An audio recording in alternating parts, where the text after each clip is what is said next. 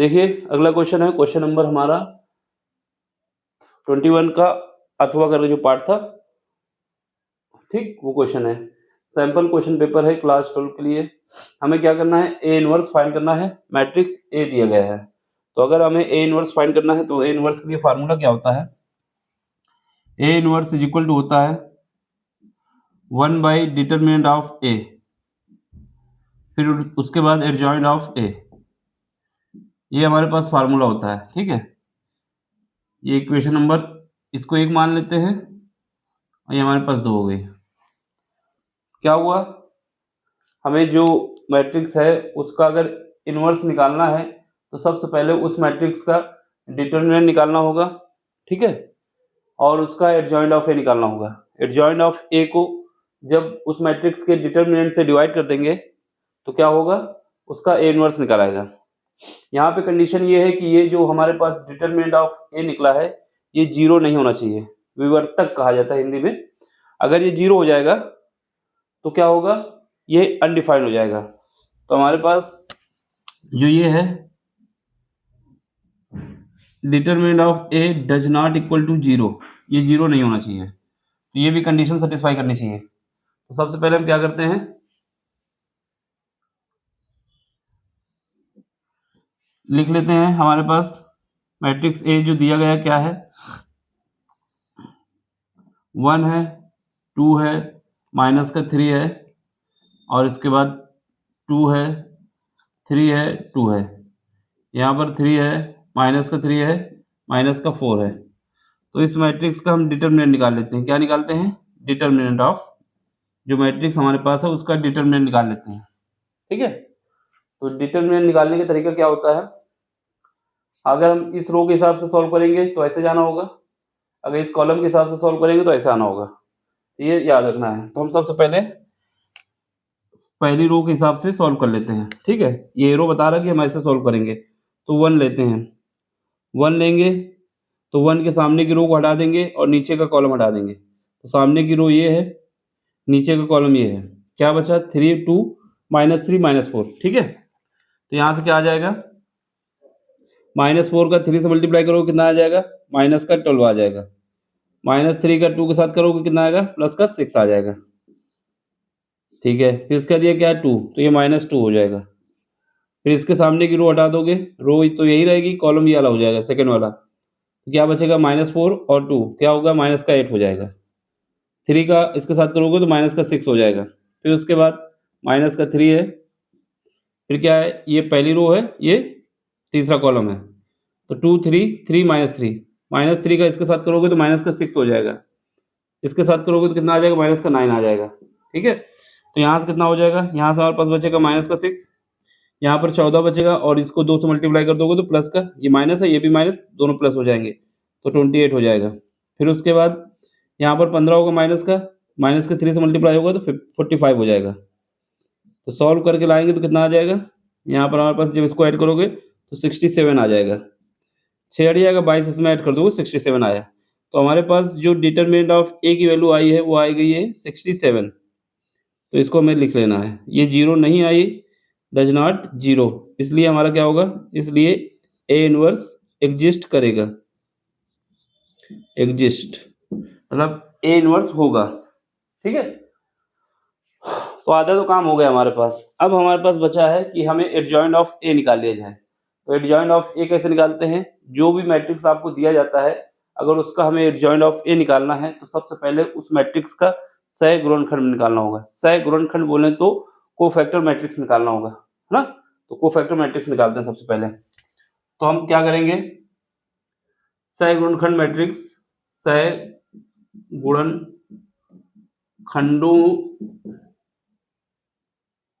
से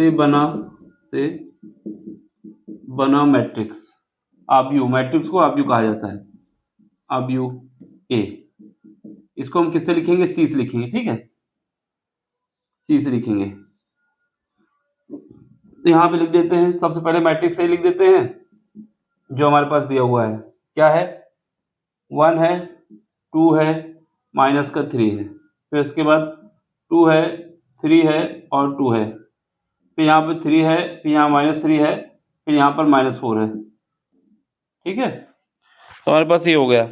अब सुनो, अब हमें क्या निकालना है, कोफैक्टर मैट्रिक्स, जिसको हम C माने हुए हैं। तो ये बना लेते हैं। तो हमें कोफैक्टर मैट्रिक्स निकालना है, तो उसके लिए सबसे पहले हमें इसके कोफैक्टर एलिमेंट भी निकालने होंगे, यानी कोफैक्टर गुणनखंड जो निकालने होंगे। इसका अलग निकलेगा, इसका अलग, सबका अलग अलग निकलता है। तो उसके लिए यहाँ पर रफ वर्क होता है, साइड पे कर लेते हैं। बाकी आप उसको दिखा भी सकते हैं पेपर में, कोई दिक्कत नहीं। वैसे रफ वर्क कर ले तो ज़्यादा सही रहता है। फिर भी आप दिखाएंगे पैटर्न तो कोई दिक्कत नहीं है, दिखा देना चाहिए कि ये हमने किया है। ठीक है, तो ये मत सोचना कि उसको रफ में ही करना है, साइड में कर लेते हैं और इसको दिखा देंगे, काटेंगे नहीं। चलो फिर करते हैं। तो यहाँ सह गुणनखंड निकाल लेते हैं। सह गुणनखंड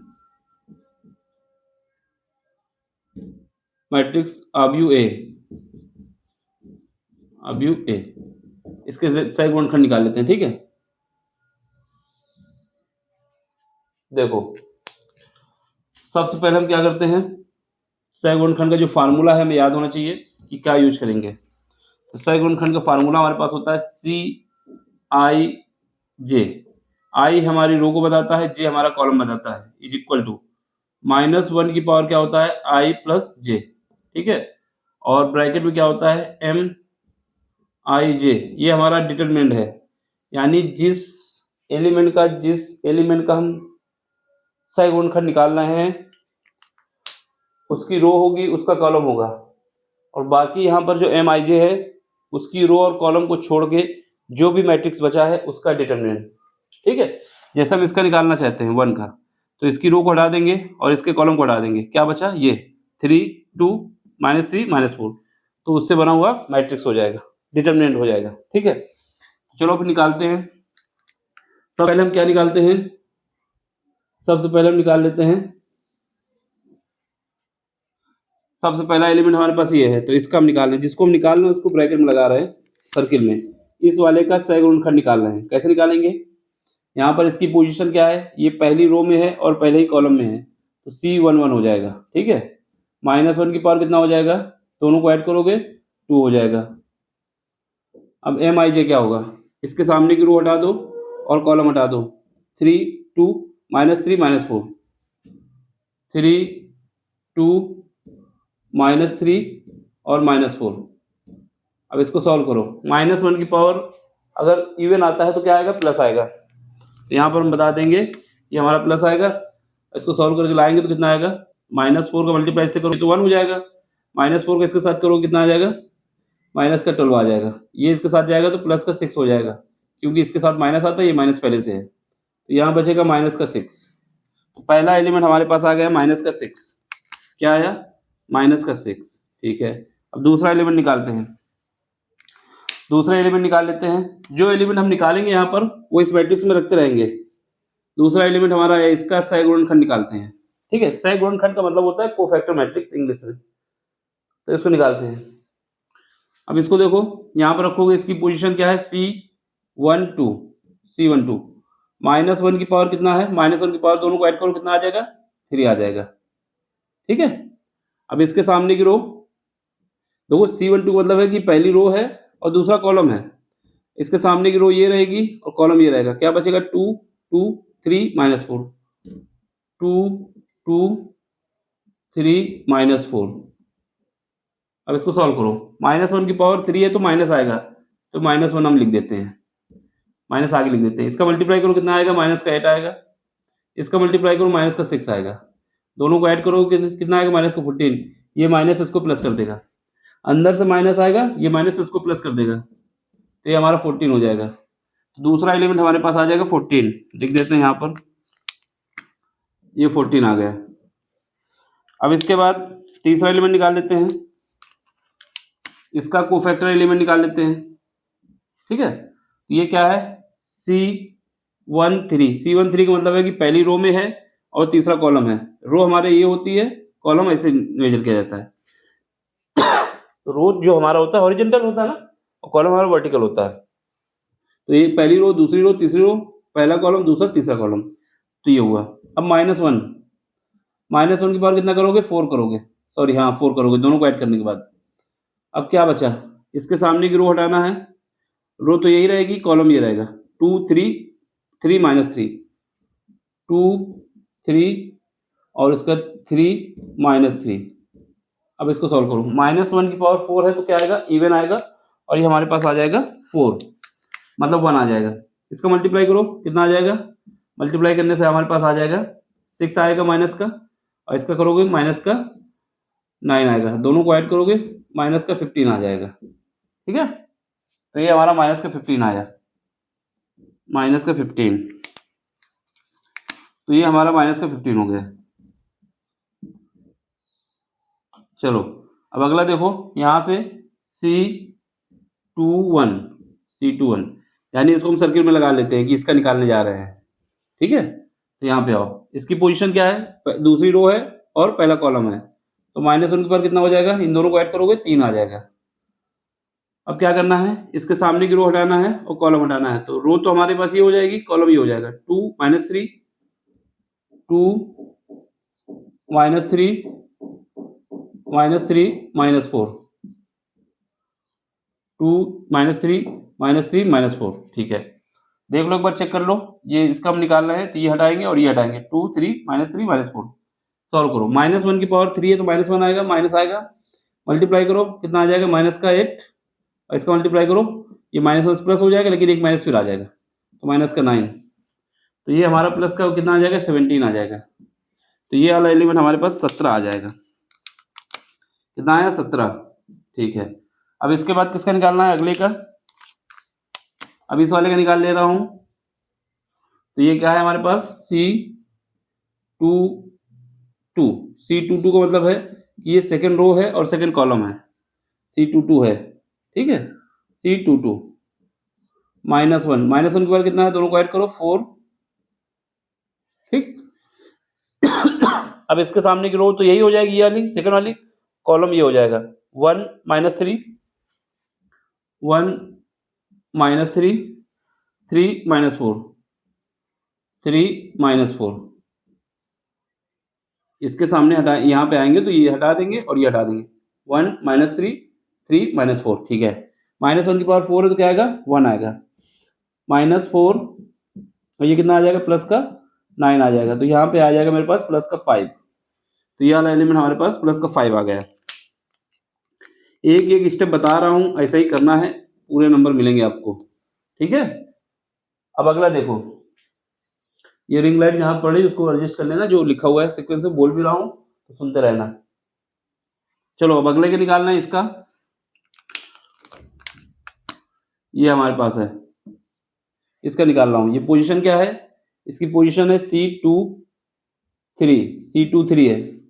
ठीक, C23 यानी सेकेंड रो है और तीसरा कॉलम है, तो -1 की पावर कितना आ जाएगा, -1 की पावर 5 आ जाएगा। अब क्या बचा यहाँ पर बचेगा, ये हट जाएगा और ये हट जाएगा, 1 2 3 माइनस 3 1 2 3 माइनस 3, इसको हटाएंगे तो ये हटेगा, ये 1 2 3 और -3। सॉल्व करो, -1 की पावर 5 है तो क्या आएगा, माइनस आएगा, तो माइनस आगे लगा देता हूँ, -3 का मल्टीप्लाई 1 से होगा तो -3 आ जाएगा, इसका इसके साथ होगा तो माइनस का 6 आ जाएगा, फिर ये माइनस इसको प्लस कर देगा तो हमारे पास प्लस का 9 आ जाएगा, तो ये वाला एलिमेंट हमारे पास 9 आ गया। कितना, ये 9 आ गया। ठीक है, अब देखो आगे, अब अगला देखो एलिमेंट हमारे पास, इसका निकाल लेते हैं,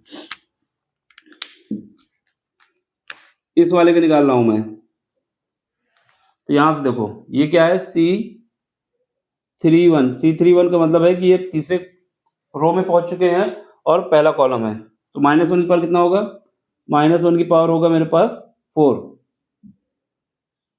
क्या बचेगा, इसके सामने की रो हटाना है और कॉलम हटाना है, तो रो तो ये हट जाएगी, कॉलम ये हटेगा, 2 माइनस 3 3 माइनस 2 2 माइनस 3 और 3 2, -1 की पावर 4 है तो ये बचेगा 1। ठीक है, -1 की पावर 4 है तो 1 आएगा, मल्टीप्लाई करो कितना आएगा, 4 और यहाँ पर प्लस का 9, तो कितना आ जाएगा, 13 आ जाएगा। ठीक है, ये माइनस का, ये हमारा 4 हो जाएगा और इसके बाद ये 9 हो जाएगा, 13 हो जाएगा। ठीक है, अब इसके बाद अगला निकाल लो इसका, तो ये लिख भी दें, यहाँ पर कितना आएगा 13 आया है। तो हमारे पास आया है ये 13, ये वाला एलिमेंट जो आया है इसको हम यहाँ लिख देते हैं, ये हमारे पास 13 आया है। अब अगला देखो, ये क्या है C32, C32 -1 की पावर कितना हो जाएगा, -1 की पावर हो जाएगा, दोनों को ऐड करोगे 5।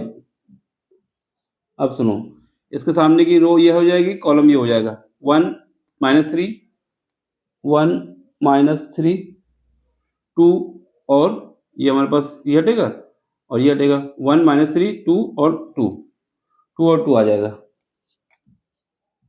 सॉल्व करो इसको, -1 की पावर 5 है, -1 की पावर 5 है तो ये माइनस आएगा, तो माइनस आ जाएगा। ठीक है, मल्टीप्लाई करो, माइनस का 2 आ जाएगा, मल्टीप्लाई करो प्लस का 6 आ जाएगा, तो क्या आ जाएगा -8।